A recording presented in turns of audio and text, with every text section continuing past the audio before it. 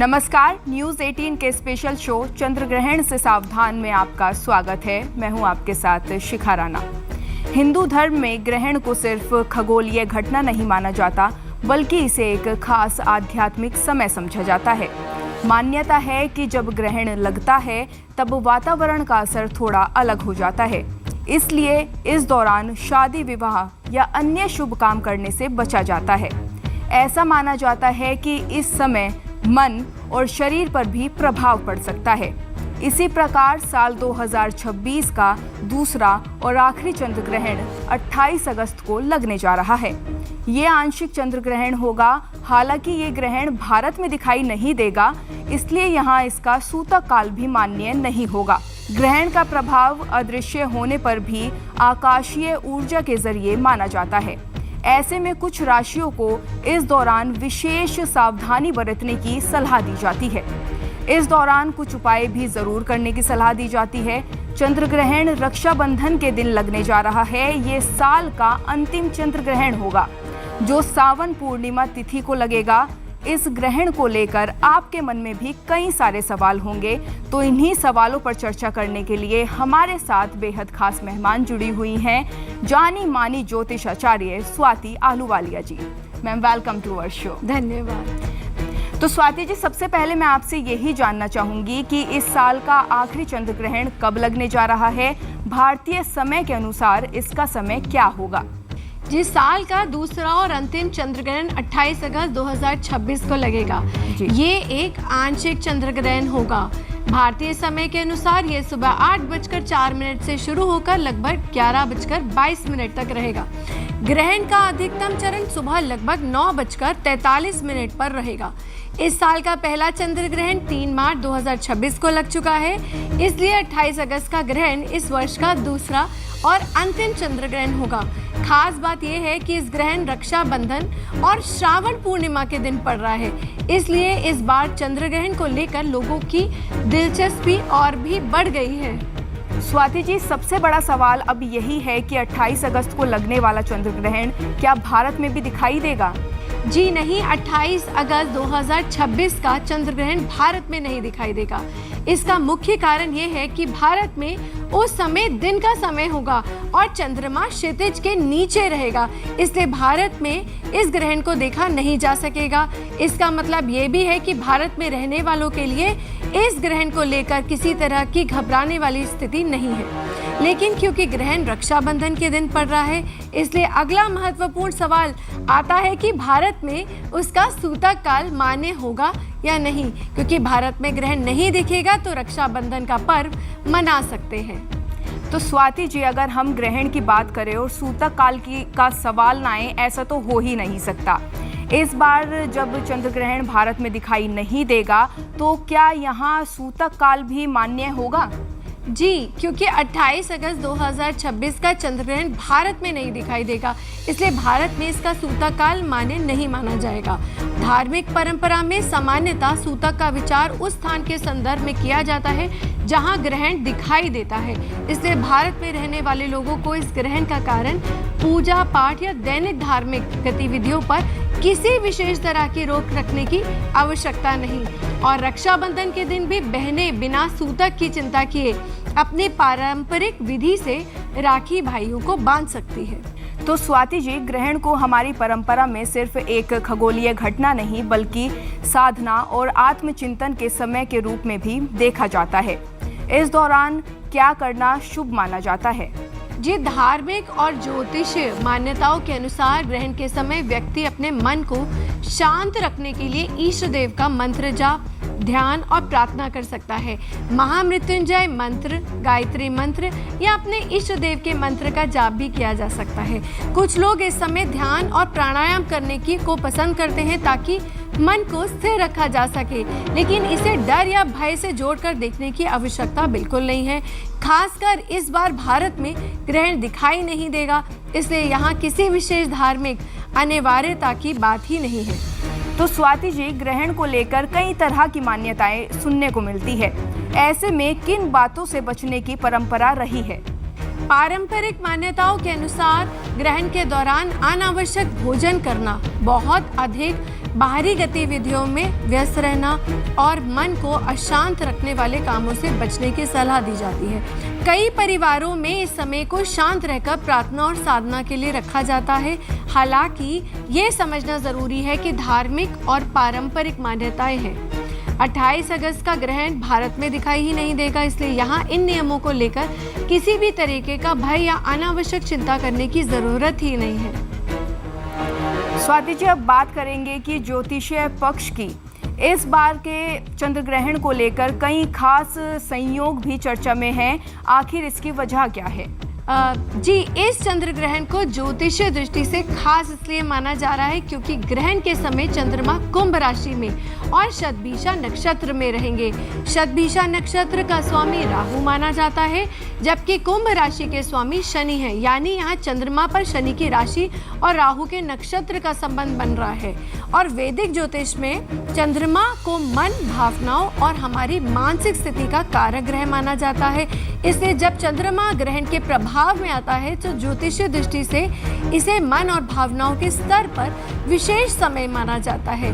और एक दिलचस्प बात यह भी है कि ये ग्रहण श्रावण पूर्णिमा और रक्षाबंधन के दिन पड़ रहा है, इसलिए इस बार एक ही दिन में खगोलीय घटना, पूर्णिमा और एक महत्वपूर्ण पारिवारिक पर्व तीनों का संयोग देखने को मिल रहा है। तो स्वाति जी, इस बार एक ही दिन रक्षाबंधन भी है, चंद्र ग्रहण भी है। ऐसे में सबसे बड़ा सवाल यही है कि क्या ग्रहण की वजह से राखी बांधने की परंपरा पर कोई असर पड़ेगा?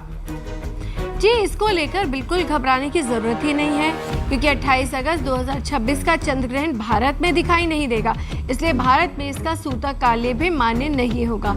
ऐसे में रक्षाबंधन के पर्व पर ग्रहण की वजह से कोई भी विशेष धार्मिक रोक नहीं रहेगी। बहनें अपने भाई को पंचांग में बताए गए शुभ समय के अनुसार सामान्य विधि में राखी बांध सकती है। पूजा, तिलक, आरती और रक्षा सूत्र बांधने की परंपरा भी निभाई जा सकती है। इसलिए ग्रहण और रक्षाबंधन एक ही दिन होने की बात सुनकर परेशान होने की जरूरत बिल्कुल नहीं है। भारत में इस पर्व को सामान्य श्रद्धा और उत्साह के साथ ही आप मना सकते हैं। तो स्वाति जी, ग्रहण आते ही खाने पीने को लेकर भी कई तरह की बातें सामने आती है। कोई भोजन ना करने की बात करता है तो कहीं खाने में तुलसी डालने की परंपरा है। आखिर इसके पीछे क्या मान्यता है? ग्रहण के दौरान भोजन और पानी को लेकर कुछ पारंपरिक धार्मिक मान्यताएं रही हैं। पुराने समय में ग्रहण के दौरान भोजन न करना और पहले से बने भोजन में तुलसी के पत्ते रखने जैसी परंपराएं देखने को मिलती हैं। इसका संबंध उस समय की धार्मिक सोच और शुद्धता की मान्यताओं से जोड़ा जाता है। लेकिन आज के समय में इससे समझते हुए एक बात ध्यान रखनी चाहिए कि ये धार्मिक परंपराएं हैं, कोई वैज्ञानिक रूप से स्थापित अनिवार्यता नहीं। खासकर 28 अगस्त का ग्रहण भारत में तो दिखाई नहीं देगा, इसलिए यहाँ ग्रहण के कारण भोजन पानी को लेकर किसी भी तरीके का डर रखने की आवश्यकता नहीं है। अगर कोई व्यक्ति अपने पारिवारिक या धार्मिक परंपरा के अनुसार इन नियमों का पालन करना चाहता है तो वो श्रद्धा के साथ कर सकता है। तो स्वाति जी, ग्रहण खत्म होने के बाद भी कुछ परंपराएं निभाने की बात कही जाती है। आखिर ग्रहण के बाद किन चीजों को शुभ माना जाता है? धार्मिक मान्यताओं के अनुसार ग्रहण समाप्त होने के बाद स्नान करना, स्वच्छ वस्त्र धारण करना और पूजा प्रार्थना करना शुभ माना जाता है। कई लोग घर के में पूजा स्थान और आसपास के स्थान की साफ सफाई करके गंगा जल का छिड़काव भी करते हैं। इसके साथ ही अपनी श्रद्धा और सामर्थ्य के अनुसार अन्न, वस्त्र और जरूरत की कई वस्तुओं को दान करते हैं। ये भी शुभ माना जाता है। खासकर चंद्र ग्रहण के संदर्भ में चावल, दूध, सफेद वस्तुओं का दान करने की परंपरा भी मिलती है। लेकिन सबसे जरूरी बात यही है कि दान या पूजा किसी डर की वजह से ना करें, बल्कि श्रद्धा और अपनी क्षमता के अनुसार करें। तो स्वाति जी, अगर ज्योतिष की बात करें तो क्या ये ग्रहण सभी लोगों के लिए एक जैसा माना जाएगा या कुछ राशियों और नक्षत्रों पर इसका प्रभाव अधिक माना जाता है? देखिए, ज्योतिषीय दृष्टि से ग्रहण का प्रभाव सभी राशियों पर एक जैसा नहीं माना जाता। इस बार ग्रहण के समय चंद्रमा कुंभ राशि और शतभिषा नक्षत्र में होने के कारण ज्योतिषीय मान्यताओं में कुंभ राशि और शतभिषा नक्षत्र को विशेष रूप से देखा जाएगा। क्योंकि चंद्रमा को ज्योतिष से में मन, भावनाओं और मानसिक स्थिति से जोड़ा जाता है, इसलिए ग्रहण को व्यक्ति की भावनात्मक स्थिति और सोच के संदर्भ में भी देखा जाता है। हालांकि किसी व्यक्ति पर वास्तविक प्रभाव जानने के लिए केवल उसकी राशि देखना पर्याप्त नहीं होता, पूरी जन्म कुंडली और ग्रहों की स्थिति को देखना जरूरी होता है। इसलिए इसे लेकर डरने की जरूरत नहीं है। ज्योतिष में ग्रहण को समझने का उद्देश्य भय पैदा करना नहीं, बल्कि सजगता और आत्मचिंतन का समय और अवसर माना जाता है। तो स्वाति जी, ग्रहण को लेकर गर्भवती महिलाओं के लिए कई तरह की बातें कही जाती है। इस बार के ग्रहण भारत में दिखाई नहीं देगा, लेकिन हमारी परंपराओं में गर्भवती महिलाओं के लिए क्या सावधानियां बताई गई हैं?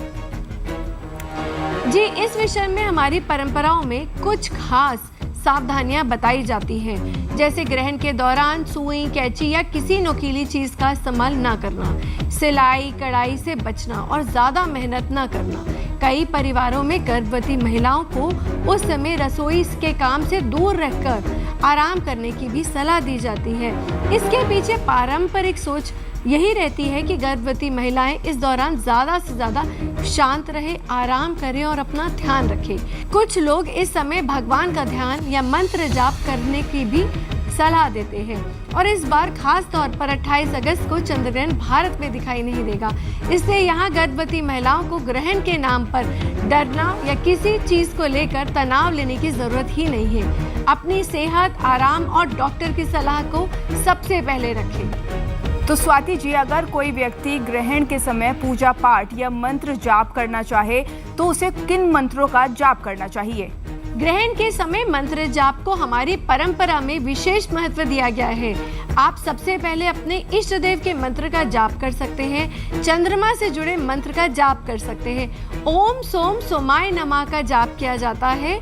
इसके अलावा महामृत्युंजय मंत्र का जाप भी किया जाता है।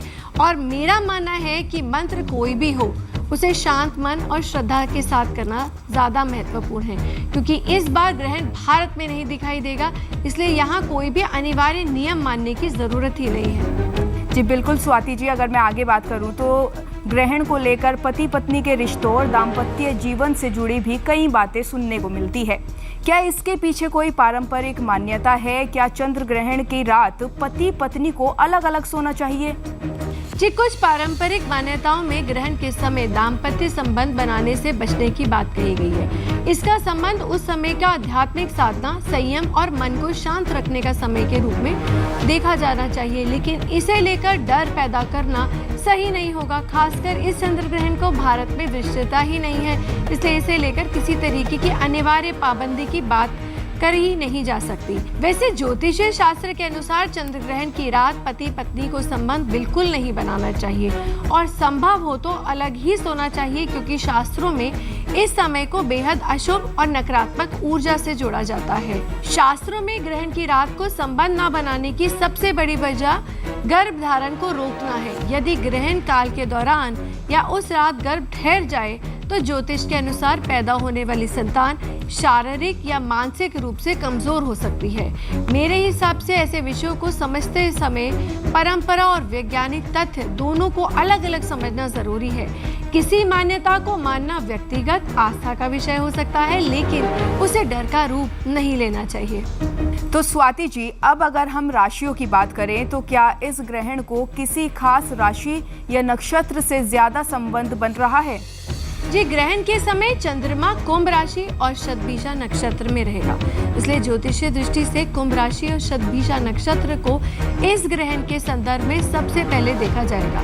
चंद्रमा को ज्योतिष में मन, भावनाओं और मानसिक स्थिति का कारक माना जाता है, इसलिए इन राशि या नक्षत्र से जुड़े लोगों के लिए ये समय अपने मन, भावनाओं और फैसलों को लेकर थोड़ा सा सजग रहने की जरूरत रहेगी।